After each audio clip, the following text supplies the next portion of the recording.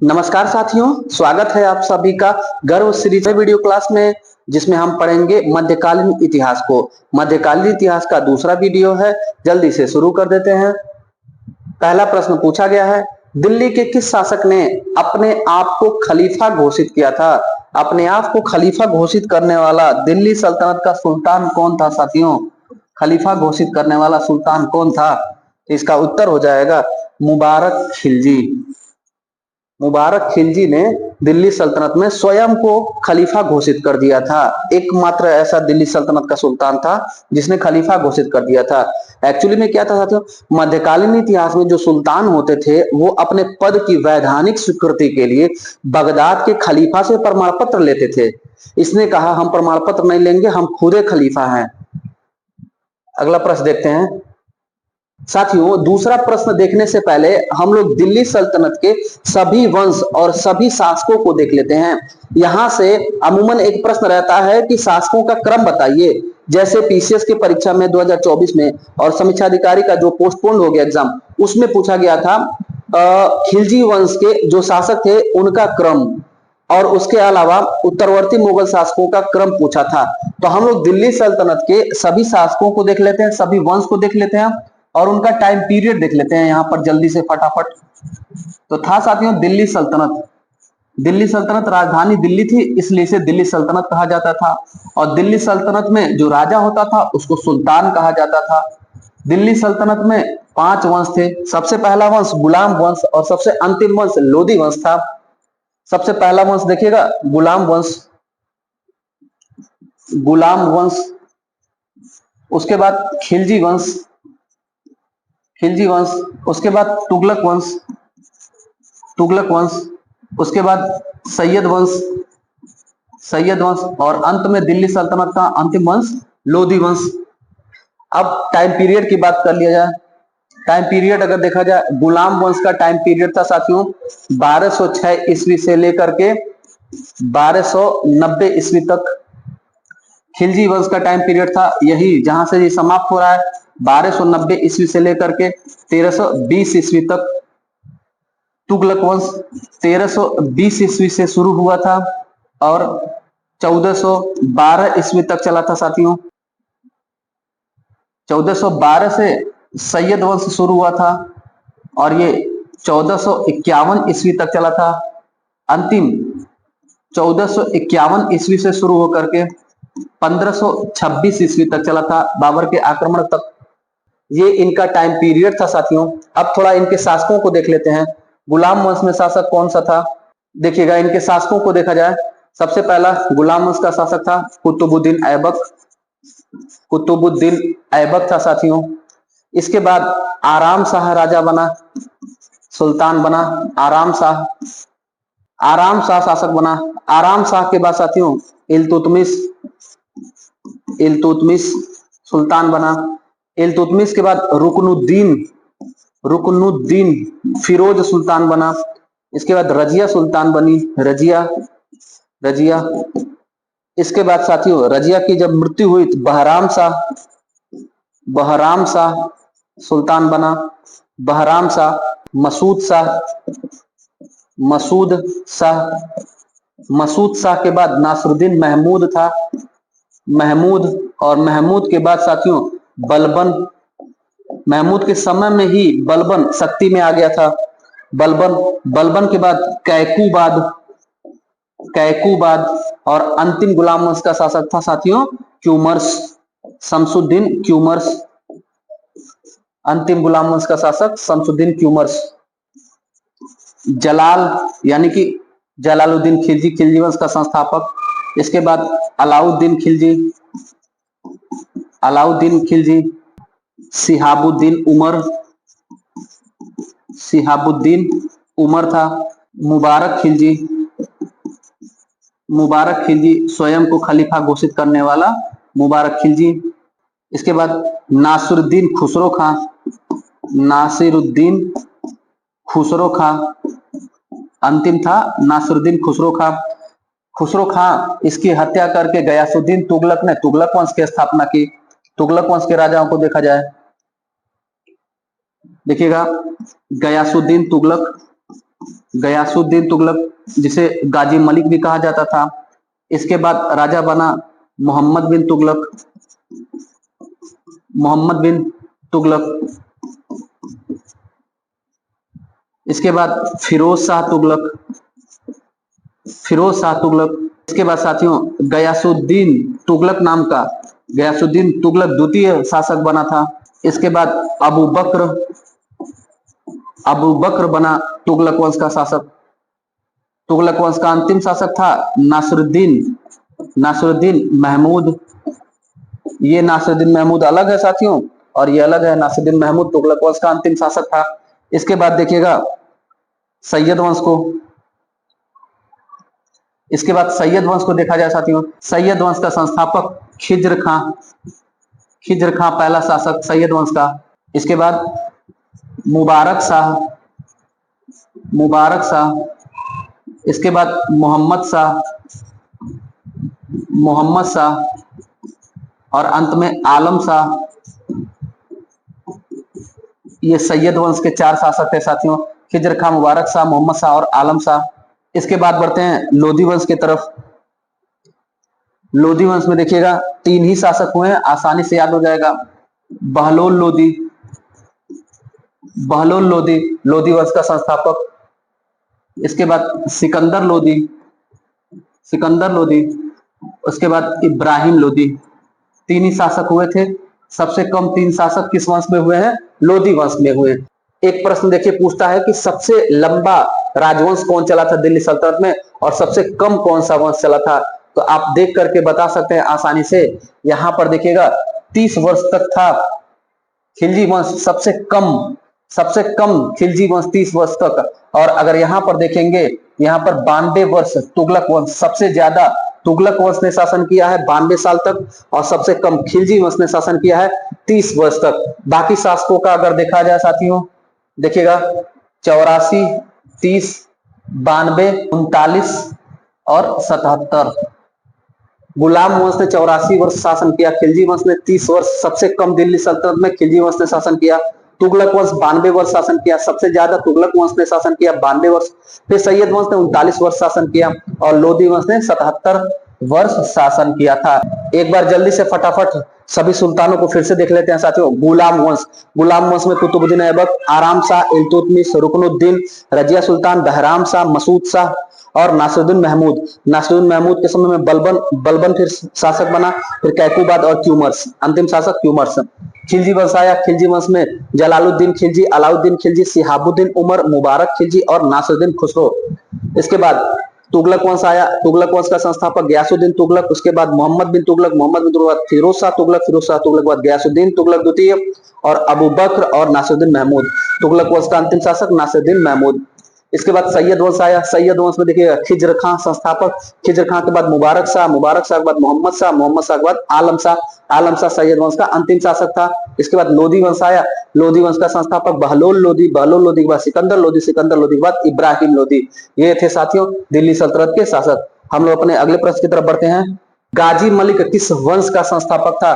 साथियों तुगलक वंश का संस्थापक था गाजी मलिक। गाजी मलिक तुगलक वंश का संस्थापक था। इसका उपाधि क्या था? गयासुद्दीन तुगलक। गयासुद्दीन तुगलक इसका उपाधि था साथियों, और मूल नाम अगर इसका देखा जाए तो गाजी मलिक था। अच्छा साथियों, इसने सबसे पहले सिंचाई के लिए नहरों का निर्माण कराया था। सिंचाई के लिए नहरों का निर्माण सबसे पहले किसने कराया था? गयासुद्दीन तुगलक ने कराया था सबसे पहले, प्रथम। लेकिन अगर पूछेगा सर्वाधिक नहर का जाल किसने बिछवाया, सर्वाधिक अगर पूछेगा तो फिरोज शाह तुगलक हो जाएगा। सर्वाधिक नहरों का जाल किसने बिछाया? फिरोज शाह तुगलक ने। और फिरोज शाह तुगलक ने सर्वाधिक नहर का जाल बिछा करके सिंचाई कर लगाया था। सिंचाई कर, जिसे हक के सर्व कहा जाता है। हक के सर्व क्या था? सिंचाई कर था, फिरोज शाह तुगलक द्वारा लगाया गया।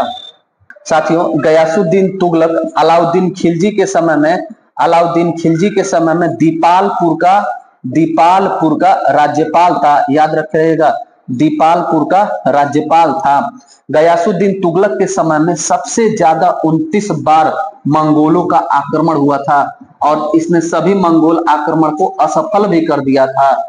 मोस्ट इंपॉर्टेंट प्रश्न है, दिल्ली सल्तनत में सबसे ज्यादा मंगोलों का आक्रमण किसके समय में हुआ था? तो गयासुद्दीन तुगलक के समय में हुआ था।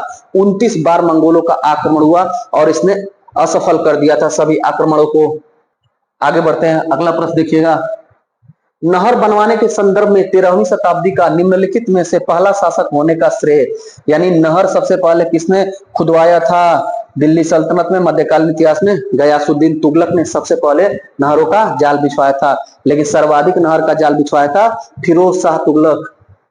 किस वंश के सुल्तानों ने देश में सबसे अधिक समय तक शासन किया? अभी हम लोगों ने किया, तुगलक वंश ने किया था। कितने वर्ष तक तुगलक वंश ने शासन किया साथियों?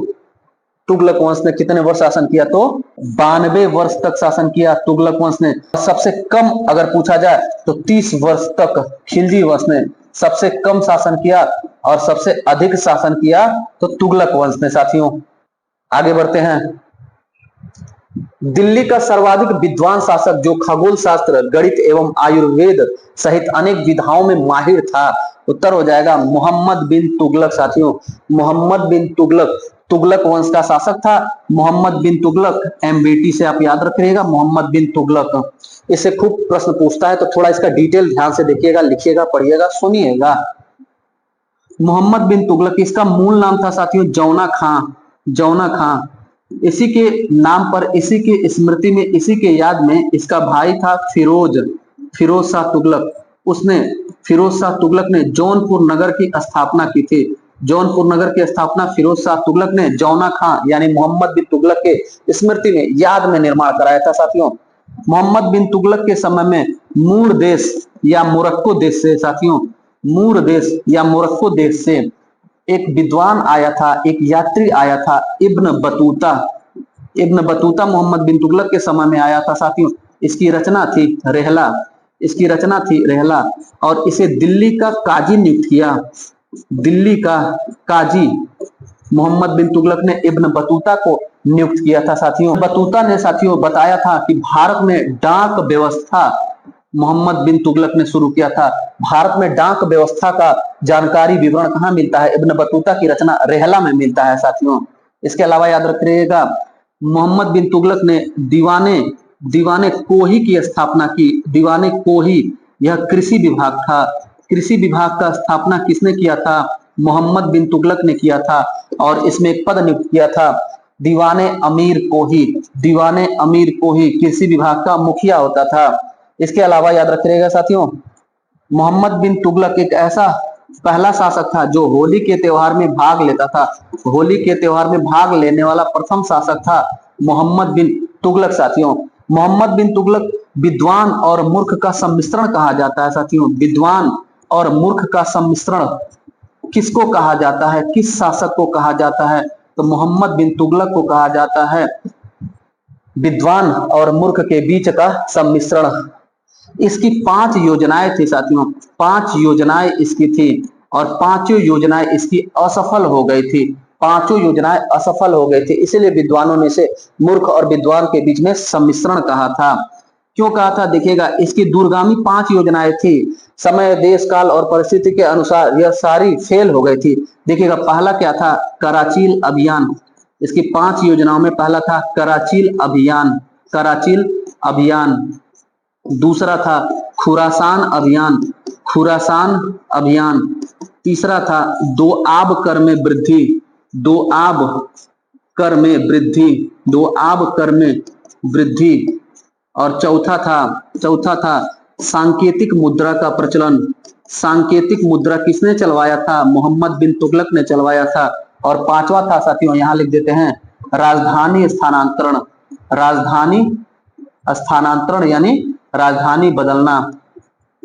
क्या था ये? थोड़ा सा बात याद रखिएगा। कराचील अभियान यानी कि उसने टारगेट रखा था कि हम एक अटैक करेंगे कराचील के क्षेत्र में, और सेना को एडवांस पैसा बांट के रखा था।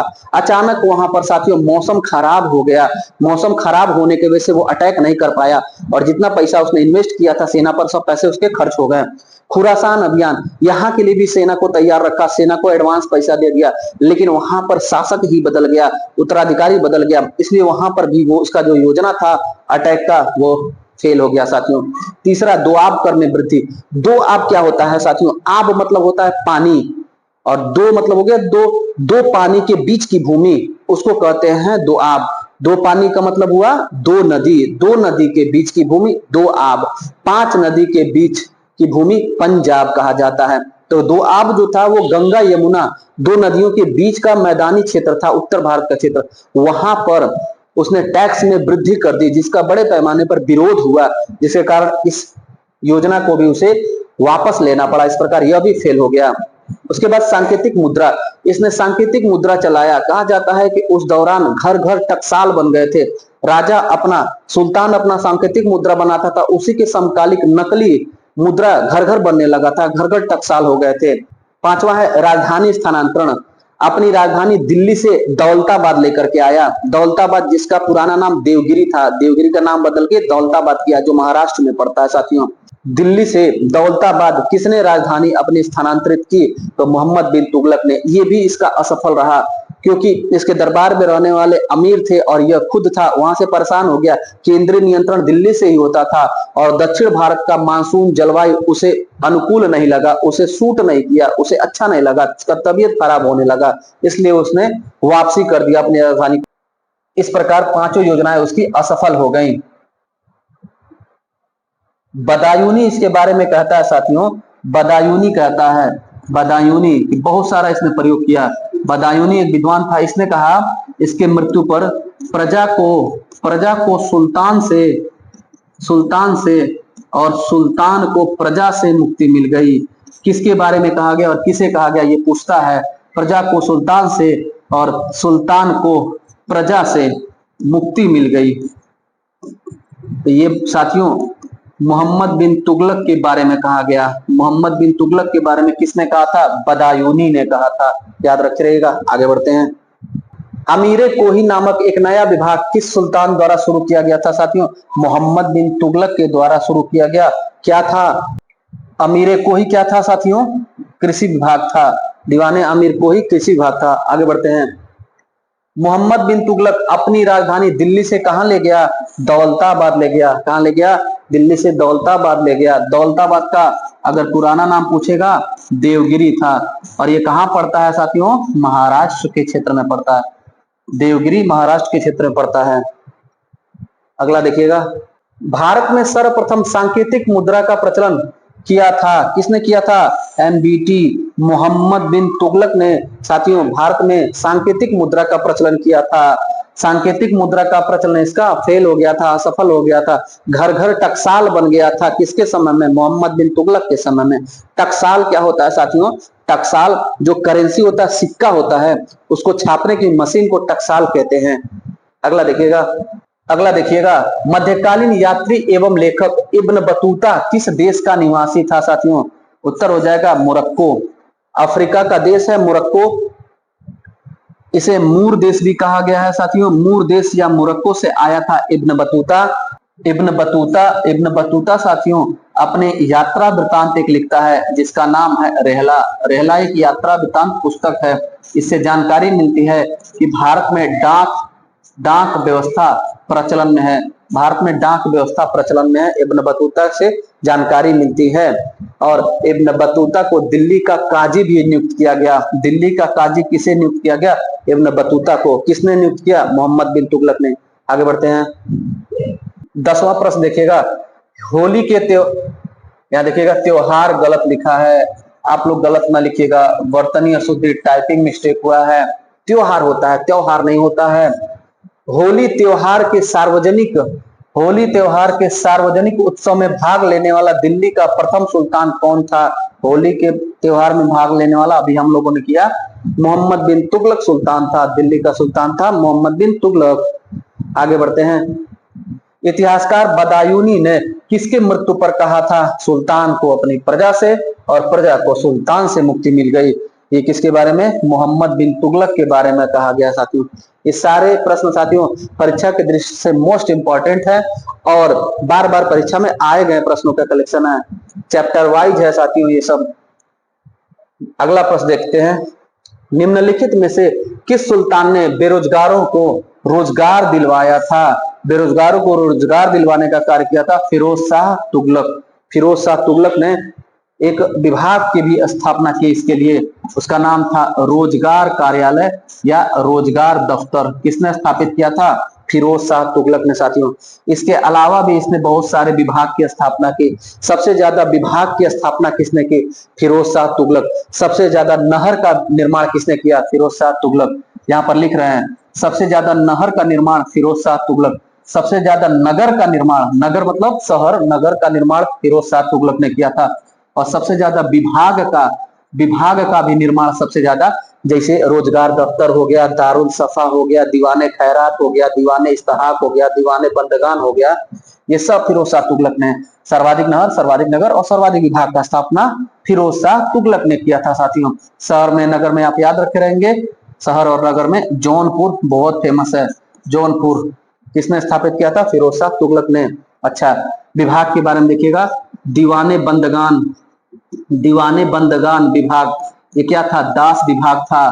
दास विभाग की स्थापना फिरोज शाह तुगलक ने की थी साथियों। दास विभाग इसने सबसे ज्यादा 1.80 लाख यानी 1,80,000 सबसे ज्यादा दास फिरोज शाह तुगलक के समय में रहते थे, इसके दरबार में रहते थे। और इन दासों को 10 से लेकर के 100 टंका मुद्रा देता था, 10 से 100 टंका मुद्रा देता था। साथ ही साथ अपने दासों को यह जागीर भी देकर रखा था, जागीर भी दिया था दासों को। अगला देखिएगा, इसमें एक विभाग था दीवाने इस्तेहाक विभाग। दीवाने इस्तेहाक पेंशन विभाग का स्थापना किया था फिरोज शाह तुगलक ने। पेंशन विभाग था दीवाने इस्तेहाक। दीवान आएगा ना साथियों, तो वो विभाग है, समझ लीजिएगा। इसके बाद दीवाने खैरात का स्थापना किया था फिरोज शाह तुगलक ने। दीवाने खैरात, खैरात मतलब होता है दान, दान दक्षिणा देने के लिए इसने दीवाने खैरात की स्थापना की। इसमें साथियों कन्या का विवाह होगा उसके लिए दान मिलता था, विधवा है, विकलांग है, बूढ़े बच्चे अपाहिज हैं, इन लोगों को दान दक्षिणा दिया जाता था इस विभाग से। इसके अलावा साथियों एक खैराती अस्पताल की स्थापना की, खैराती अस्पताल की स्थापना की। इसका नाम पूछता है परीक्षाओं में, खैराती अस्पताल, इसका नाम था दारुल सफा। दारुल सफा की स्थापना किसने की थी? फिरोज शाह तुगलक ने की थी, जिसे खैराती अस्पताल कहा जाता है। कल एक प्रश्न हम लोगों ने साथियों फिरोज शाह तुगलक से पढ़ा था कि कुतुब मीनार के निर्माण में कौन से शासक ने योगदान दिया था, तो वहां पर उत्तर था फिरोज शाह तुगलक भी। फिरोज शाह तुगलक के समय में जो कुतुब मीनार था, चौथा मंजिला पर आकाशीय बिजली गिर गया। 4 मंजिला था, चौथे मंजिले पर आकाशीय बिजली गिर गया। आकाशीय बिजली गिरा, नुकसान उसको पहुंचा, इसने क्या किया? चौथा मंजिला निर्माण करा के 5वां मंजिला भी उसके ऊपर बनवा दिया। तो फिरोज शाह तुगलक ने कुतुब मीनार को 5 मंजिला बनाने का काम किया था। कुछ और बातें हैं, थोड़ा ध्यान दीजिएगा साथियों। सिंचाई के लिए सर्वाधिक नहर का जाल किसने बिछवाया? सिंचाई के लिए सर्वाधिक नहर का जाल इसी ने बिछवाया। अब ये नहर का जाल बिछवा करके एक नया टैक्स लेता है जिसका नाम होता है हके सर्व। हके सर्व क्या था? सिंचाई कर था साथियों, सिंचाई का टैक्स था हके सर्व, इसने लिया था। इसके अलावा अशोक के समय का 2 शिलालेख था। एक था साथियों टोपरा में और एक था मेरठ में। इन दोनों शिलालेखों को ये उठा करके दिल्ली लाया। इसे कहा जाता है दिल्ली टोपरा शिलालेख और दिल्ली मेरठ शिलालेख। दिल्ली मेरठ शिलालेख और दिल्ली टोपरा शिलालेख जो अशोक द्वारा निर्मित था, उसे दिल्ली कौन लाता है? फिरोज शाह तुगलक। ब्राह्मणों पर जजिया कर लगाने वाला शासक कौन था? ब्राह्मणों पर जजिया कर लगाने वाला शासक फिरोज शाह तुगलक था। याद करे रहिएगा इतना पॉइंट। आगे बढ़ते हैं। निम्नलिखित में से किस सुल्तान के दरबार में सबसे अधिक गुलाम मतलब दास रहते थे? फिरोज शाह तुगलक के समय में। उत्तर क्या हो जाएगा? फिरोज शाह तुगलक हो जाएगा। कितने दास थे साथियों? 1,80,000। 1,80,000 दास, सर्वाधिक दास फिरोज शाह तुगलक के समय में। इस दासों के लिए विभाग कौन सा था? दीवाने बंदगान था साथियों, दीवाने बंदगान था। आगे देखिएगा, दिल्ली को जो सुल्तान भारत में नहरों के सबसे बड़े जाल का निर्माण, सबसे बड़े जाल यानी सर्वाधिक नहरों का जाल किसने बिछवाया था? फिरोज शाह तुगलक ने। अगर यही पूछता कि सबसे पहले किसने नहर खुदवाया, तो उत्तर हो जाता गयासुद्दीन तुगलक। देखिएगा, फिरोज शाह तुगलक ने सबसे ज्यादा नहरों का जाल भारत में बिछवाया। अगला प्रश्न देखिएगा, हके सर्व या सिंचाई कर लगाने वाला दिल्ली का प्रथम सुल्तान कौन था? फिरोज शाह तुगलक था साथियों। फिरोज शाह तुगलक, जिसने सबसे ज्यादा नहर का जाल बिछाया, सिंचाई का व्यवस्था किया, उसी ने सिंचाई कर लगाया, जिसे कहा जाता था हके सर्व। अगला प्रश्न देखिएगा, 16वां प्रश्न पूछा गया है, दिल्ली के किस सुल्तान ने ब्राह्मणों पर भी जजिया लगाया? जजिया साथियों टैक्स था, ब्राह्मणों पर लगा दिया फिरोज शाह तुगलक ने। ब्राह्मणों पर जजिया किसने लगा दिया? फिरोज शाह तुगलक। साथियों जकात लिया जाता था, जकात मुसलमानों से लिया जाता था मध्यकाल में।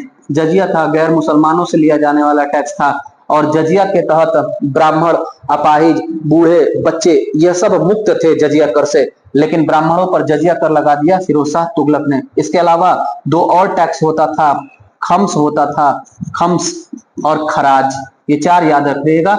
चार मध्यकालीन इतिहास में दिल्ली सल्तनत में टैक्स लिए जाते थे, जकात, जजिया, खम्स और खराज।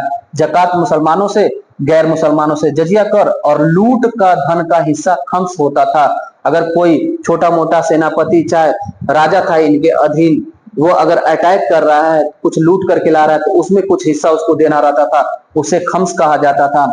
खराज भूमि कर था, भूमि पर जो उपज होता था, जो भी उत्पादन होता था, उस उत्पादन पर भी राजा या दिल्ली सल्तनत का सुल्तान टैक्स लेता था, कर लेता था, उसे ही खराज कहा जाता था। अगला प्रश्न देखिएगा, टोपरा तथा मेरठ से दो अशोक स्तंभ लेख दिल्ली कौन लाया था? तो साथियों उत्तर क्या हो जाएगा? फिरोज शाह तुगलक। इसे कहा जाता है दिल्ली टोपरा स्तंभ लेख, और इसे कहा जाता है दिल्ली मेरठ स्तंभ लेख। निर्माण कराया था अशोक ने, दिल्ली लाया था फिरोज शाह तुगलक ने। साथियों फिरोज शाह तुगलक ने। उत्तर चेक कर लेते हैं, हाँ फिरोज शाह तुगलक उत्तर हो जाएगा। अगला प्रश्न देखिएगा, फिरोज तुगलक द्वारा स्थापित दारुल सफा क्या था? दारुल सफा था साथियों एक खैराती अस्पताल, यानी कि जहां पर निःशुल्क उपचार होता था, वो था दारुल सफा। देखिएगा दारुल सफा एक खैराती अस्पताल था, हाईलाइट नहीं किया गया साथियों, यही उत्तर होगा इसका। तैमुरलंग ने किस वर्ष भारत पर आक्रमण किया था? तैमुरलंग ने भारत पर आक्रमण किया था साथियों 1398 ईस्वी में। तैमुरलंग ने 1398 में दिल्ली पर आक्रमण किया था। थोड़ा सा ध्यान दीजिएगा, तैमुरलंग साथियों ये अफगानी था। तैमुरलंग कौन था? तुर्की था कि अफगानी था कि अरबी था? तो अफगानी था। ऐसे कुछ और भी प्रश्न पूछते हैं, देखिएगा नादिर शाह ने कब आक्रमण किया? ये भी साथियों अफगानी था। ये अटैक किया था साथियों 1739 में दिल्ली पर। नादिर शाह ने अटैक किया था, लूटा था दिल्ली को।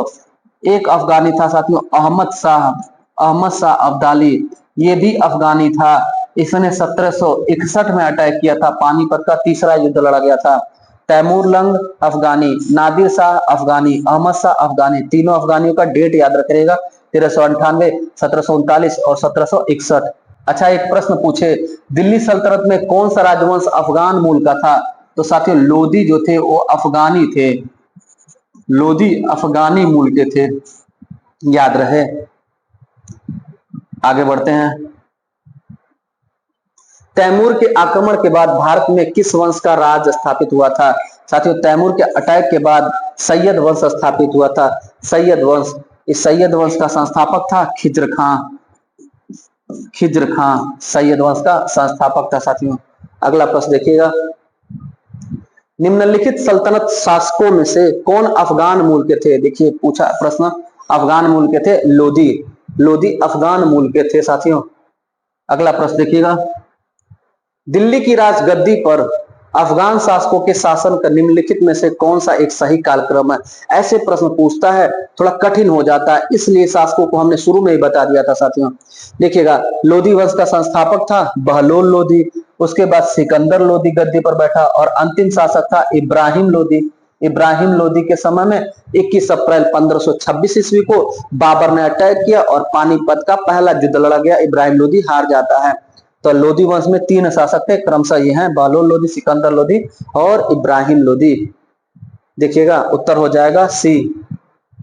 अच्छा साथियों थोड़ा बात याद रखिएगा, लोधी बहलोल लोधी से, बहलोल लोधी ने बहलोली मुद्रा चलवाया था।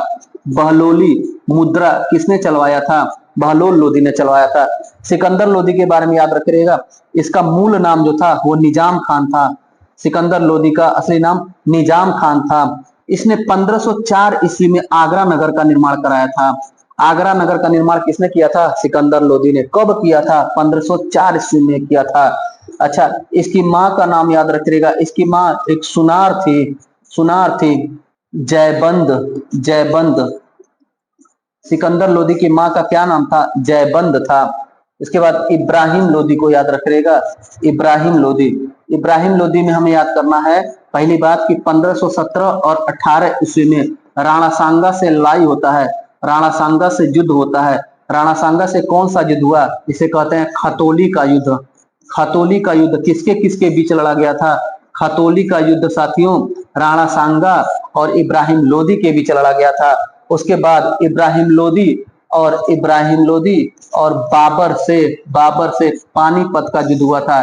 इब्राहिम लोदी और बाबर से पानीपत का युद्ध कब हुआ था? 21 अप्रैल 1526 ईस्वी में हुआ था।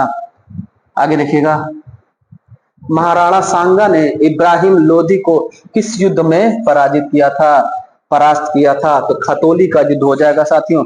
खतौली का युद्ध का डेट क्या हो जाएगा? इसका डेट हो जाएगा 1517 से लेकर के 1518 ईस्वी।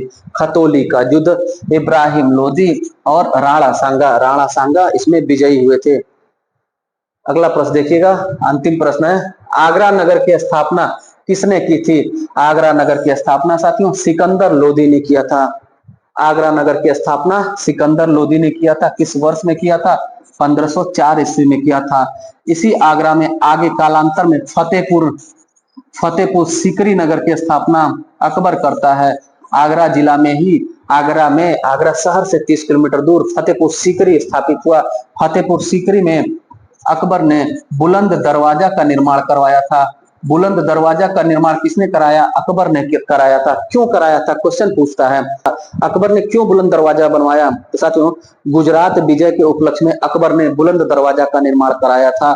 गुजरात विजय के उपलक्ष्य में। साथियों आज का वीडियो क्लास कैसा लगा कमेंट में अपना फीडबैक अवश्य दीजिए और अपने साथियों तक, अपने दोस्तों तक, अपने छोटे भाइयों तक इस वीडियो को पहुंचाइए। बहुत ही शानदार प्रश्नों का कलेक्शन होता है और गुरुजी का उसके पर्दे के पीछे का मेहनत भी बहुत शानदार होता है। जो भी आपके प्रश्न होंगे, जो भी आपकी शंका समाधान होंगे कमेंट में दीजिएगा और वीडियो पसंद आया होगा तो लाइक जरूर करिएगा साथियों। और जो साथी चैनल अभी तक सब्सक्राइब नहीं किए हैं सब्सक्राइब कर लीजिए। आपको पता है साथियों, अगर टीवी देख रहे हैं आप, टीवी में अगर किसी चैनल को आप सब्सक्राइब करते हैं तो उसमें पैसा लगता है, यहाँ पर पैसा नहीं लगेगा साथियों। अपने चैनल को सब्सक्राइब कर दीजिए। मिलते हैं अगले वीडियो क्लास में, तब तक के लिए धन्यवाद।